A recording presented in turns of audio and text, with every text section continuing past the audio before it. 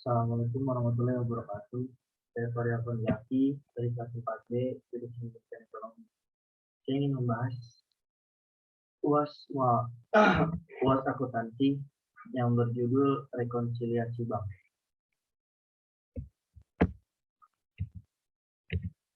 Apa itu rekonsiliasi bank? Rekonsiliasi bank adalah kegiatan merinci adanya perbedaan terhadap catatan transaksi milik bank sebagai pengelola transaksi serta catatan yang dimiliki oleh perusahaan dengan pihak bank berupa rekening koran atau biasa disebut bank statement. Tujuan dari proses ini adalah untuk memastikan persamaan dan perbedaan antara keduanya. Rekonsiliasi bank harus dilakukan karena informasi yang terdapat pada laporan bank merupakan catatan bank dari semua transaksi yang terdapat dan berdampak pada rekening bank perusahaan selama sebulan terakhir. Rekonsiliasi juga harus diselesaikan secara berkala pada semua rekening bank untuk memastikan bahwa catatan kas perusahaan adalah benar. Hal ini juga digunakan sebagai kontrol yang lebih baik atas penerimaan dan pembayaran yang dilakukan secara tunai. Mengapa rekonsiliasi bank diperlukan? Jumlah uang tunai yang disimpan di perusahaan pada umumnya hanya kas kecil atau petty cash saja. Pembukaan rekening perusahaan bank bertujuan untuk mengendalikan kas perusahaan secara umum. Meski demikian, perusahaan harus memiliki catatan sendiri mengenai dana yang keluar atau masuk tidak sepenuhnya bergantung pada catatan dari bank. Namun, demikian sering ditemukan friksi antara catatan perusahaan dengan bank karena adanya biaya-biaya yang tidak diperhitungkan, misalnya biaya administrasi bank, pembagian bunga, dan lain-lain. Di dalam buku besar sebuah perusahaan tercantum transaksi yang melibatkan rekening giro.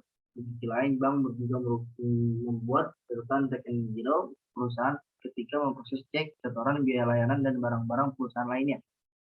Catatan bank ini mencantumkan aktivitas dalam rekening bank dan juga saldo yang ada di dalamnya.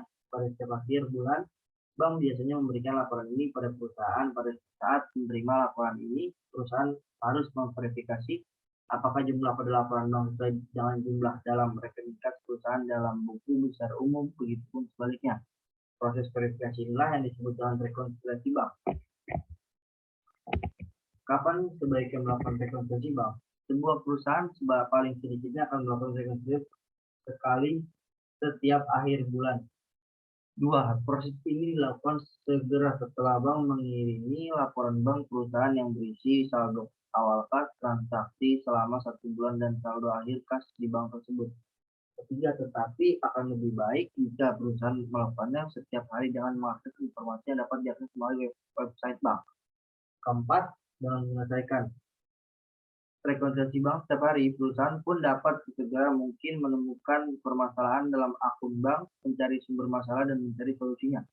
Apabila perusahaan menemukan sedikit aktivitas di bank dan terlihat seperti tidak membutuhkan proses verifikasi, maka hal tersebut perlu dicurigai. Karena sangat tidak mungkin saldo akhir perusahaan dan saldo akhir bank akan sama. Di setiap saat pastinya ada beberapa kemungkinan pembayaran setoran, biaya layanan bank, penalti, dan serta transaksi lainnya yang belum dicatat oleh perusahaan. Jika hal ini terjadi, maka lebih baik menutup akun tersebut dan menaruh sisa dana tersebut ke dalam akun yang lebih aktif. Komponen dalam rekonsiliasi bank. Ada beberapa komponen serta contoh muncul ketika melakukan rekonsiliasi bank, yaitu adalah sebagai berikut ini. Yang pertama, deposit intrinsik atau setoran dalam proses adalah uang tunai dan atau cek yang telah diterima dan dicatat oleh satu perusahaan tetapi mencatat dalam catatan bank tempat perusahaan tersebut menyimpan dana. Jika ini terjadi pada akhir bulan, setoran tidak akan muncul dalam laporan bank dan karenanya menjadi item rekonsiliasi dalam rekonsiliasi bank. Setoran dalam proses terjadi ketika data tersebut terlambat sampai di bank sehingga tidak dapat dimasukkan dalam catatan pada hari tersebut. Penyebab lainnya, jika perusahaan mengirimkan setoran namun tertunda ataupun perusahaan belum mengirim deposit ke bank awal sama sekali. Kedua, outstanding check atau cek beredar adalah cek yang telah dicatat oleh perusahaan tetapi belum dicairkan. Jika belum diselesaikan, maka tidak akan muncul pada laporan bank. Ketiga, non-sufficient fund check atau cek kosong adalah cek yang tidak diterima oleh bank karena dana di dalam rekening perusahaan tidak mencukupi. Jika ini terjadi, maka bank di rekening akan dikurangi. Untuk mengeluarkan cek ini, perusahaan akan dikenakan biaya pemrosesan. Prosedur dalam melakukan rekonsiliasi. Yang pertama adalah berikut ini adalah langkah-langkah prosedur rekonsiliasi bank. Yang pertama, melakukan perbandingan antara saldo kas di buku besar perusahaan dan rekening koran dari bank. Dua, catat transaksi dilakukan oleh bank. Ketiga, lakukan penelusuran terhadap transaksi yang masih diproses. Keempat, buat lembar kerja rekonsiliasi dan hitung selisih. Kelima, penelusuran dan pengecekan ulang. Satu, melakukan perbandingan antara saldo kas di buku besar perusahaan dan rekening koran dari bank. Yang pertama, perusahaan yang mendaftarkan rekening giro di bank pada setiap akhir bulan tentunya mendapatkan laporan berupa rekening koran dari bank yang bersangkutan.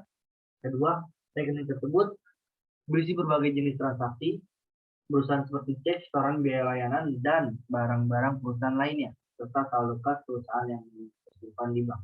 Ketiga, rekening koran ini dapat digunakan untuk membandingkan catatan yang ada di dalamnya dengan catatan yang dibuat di buku besar oleh perusahaan.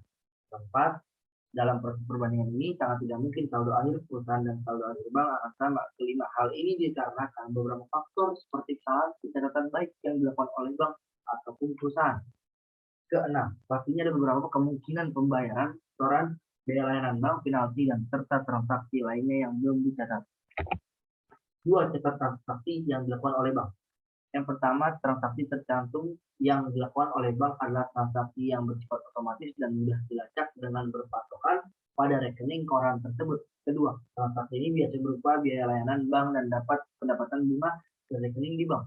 Ketiga, salah satu cara prosedur rekonsiliasi bank adalah mencatat transaksi-transaksi tersebut terlebih dahulu ke dalam buku besar perusahaan, baru kemudian dituliskan ke langkah selanjutnya.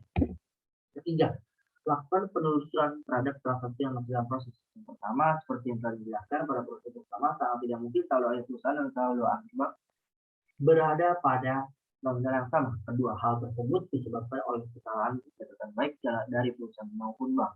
Ketiga, bisa dalam bentuk deposit in transit atau outstanding check. Keempat, deposit in transit atau setoran dalam proses adalah uang tunai dan atau cek telah diterima dan dicatat oleh suatu perusahaan, tetapi belum dicatat atau catatan bank tempat perusahaan tersebut menyimpan dana.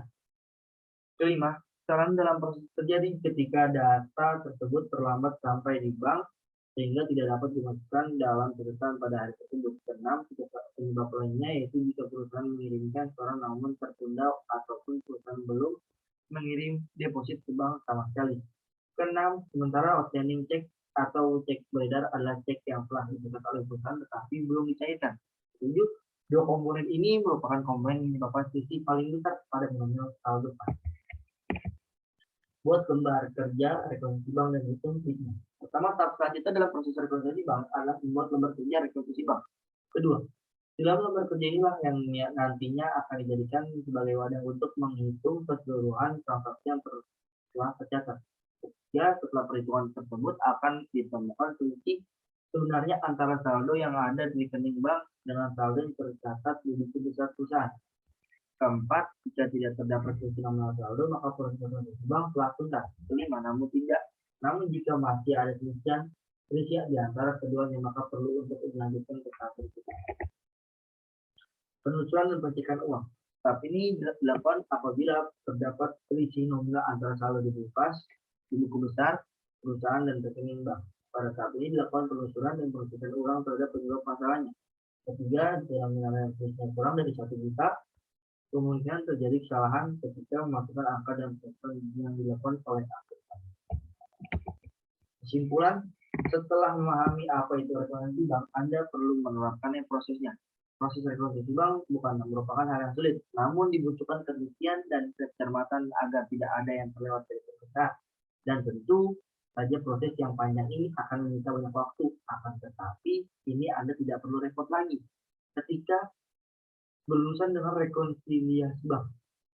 Software akuntansi jurnal dengan fitur rekonsiliasi akan mempermudah Anda dalam melakukan pencocokan terhadap kas yang keluar dan masuk dengan uang yang keluar atau masuk di akun bank Anda.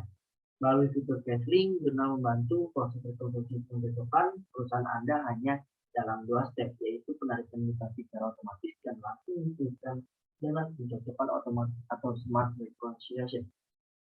Hal ini tentunya semakin mempercepat proses yang berjalan di perusahaan atau bisnis Anda.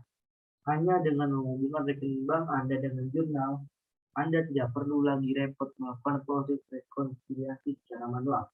Dapatkan informasi lengkapnya di sini. Wabillahi taufiq wal hidayah. Wassalamualaikum warahmatullahi wabarakatuh.